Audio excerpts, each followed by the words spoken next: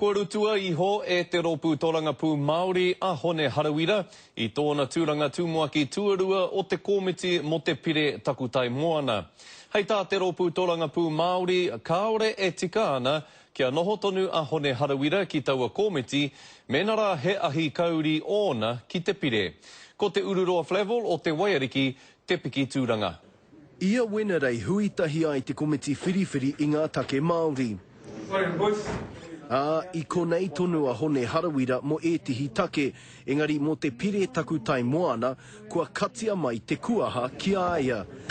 Kua riro mā te māngai o te Waiariki, te mana o te Pāti Māori e kawe. I pana koutou ia hone kia heke ia I tēnei tūranga? Ka whakaroa ke paike me noho tahanga aia ki tēnei komiti nā rungi tana tū. I whakaitia mai ai, hari te mei tohe kao. Kua puta whānui ke te tū a hone, kāre aia e rata ki tēnei pire. Ina he karu ko tahi noa tana titiro. Engari kāore a Shane Jones I te whakai. Tāku kia hone nā ngāpuhi nui tonu ia I whakatū ki te whare pāremata. E hara ia I te mōkai a pita rako tariana. E ai ki ngā kākāriki, ko wai o ngā mema pāremata kei ngā komiti kāore I te karu tahi me a rātou kaupapa. Tariana in 2004 was on that select committee that heard the original bill because she opposed it so strongly. And I think that Hone, in opposing the legislation, should have his chance to have his say on that select committee too.